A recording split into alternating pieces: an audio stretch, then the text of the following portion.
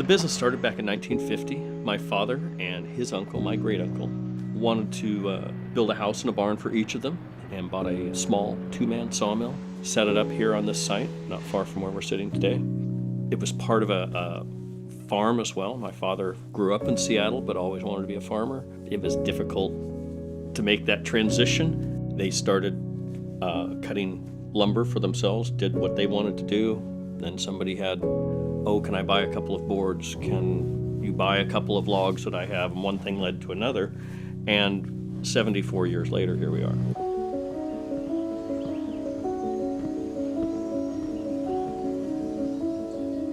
Being the youngest of five, and there's 4 boys in my family, it's a pretty unusual situation when the youngest can have an opportunity to take over a family business.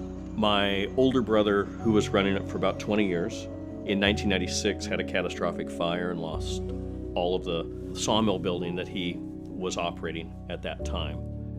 He chose not to rebuild the mill. By this time in my career, I was running a business that I had started in 1987, which is Chinook Lumber. That's a contractor supply retail lumber yard. And I was sentimentally attached to the business and I didn't want to see it go away, so I said I'd like to try my hand at it. And so I made the decision to start building a small sawmill.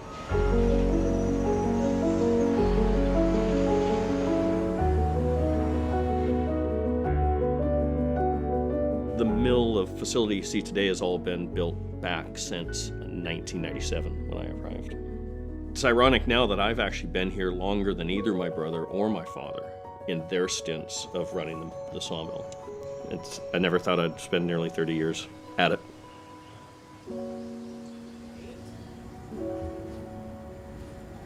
You know, it sounds like a fairly small amount of material in general.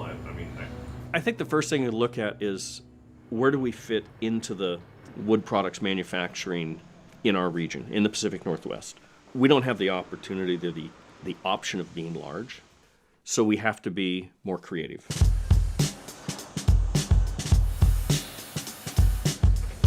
We have to be creative in sourcing our raw materials. We have to be creative in how we go to market and what do we produce. What does the market want that they can't find from larger producers? We produce somewhere between 700,000 feet and 1 million feet a month. I have mills in my area that we compete for logs that are producing 1 million feet a day. So we are able to do a lot of the odd and unusual things that the big mills just can't or won't.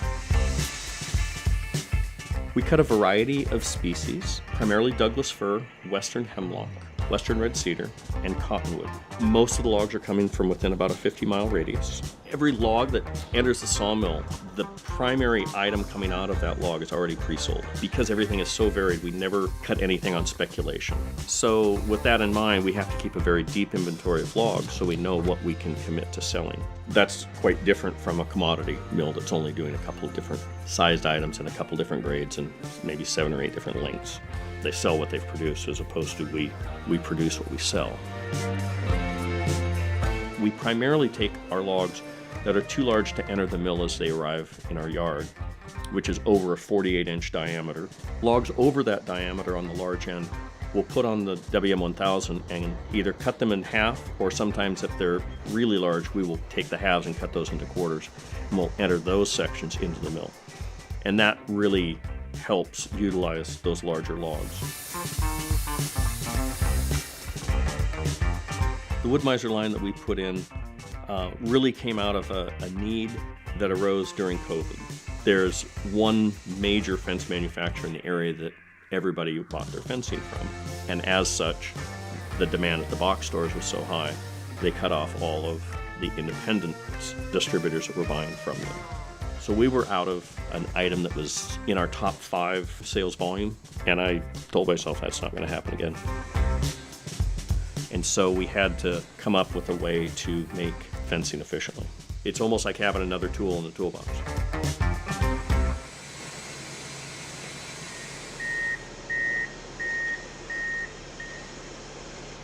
It's our objective to have a zero waste environment, and that includes everything from the bark that comes off the outside of the logs, the sawdust that the saws create, the wood that isn't able to be made into lumber goes into chips, which become paper.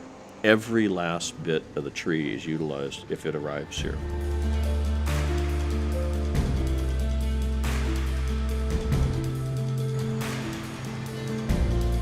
I'm not one for a lot of hierarchy.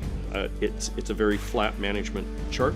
Myself, as owner and general manager, I take care of most of the log purchases, most of the lumber sales. I have an office manager that runs the office extremely well, extremely efficiency. My mill manager oversees all of the production side and all of the production personnel, and that's kind of it for management. Well, I think the reason most people come to us is we are able to do something beneficial for their needs. I think they know that they will be treated fairly. You know, if somebody has a problem or if we make a mistake, we have the integrity to deal with that properly and ethically and quickly and treat people how you'd want to be treated.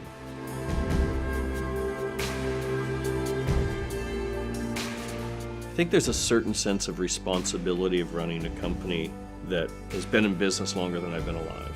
There's a certain sense of responsibility to hold up your end of the deal, so to speak. And I think it's important to have a positive image in your own industry, in your own community. My father taught me early on, he said, pay your bills, keep your word, you can do anything you want. And it's really true in this business. There's still a lot done on a handshake and your reputation. The next 5 or so years will be a bit of a critical time as I look towards some sort of a retirement exit strategy. I think my wife would really like it if I did. And trying to incorporate my son into the business, hoping that he will love it, love the type of work as much as I do, as much as my brother did, as much as my father did. But you gotta love it, and because otherwise it's a drudgery. If you don't love what you do, find something you do love. Life's too short.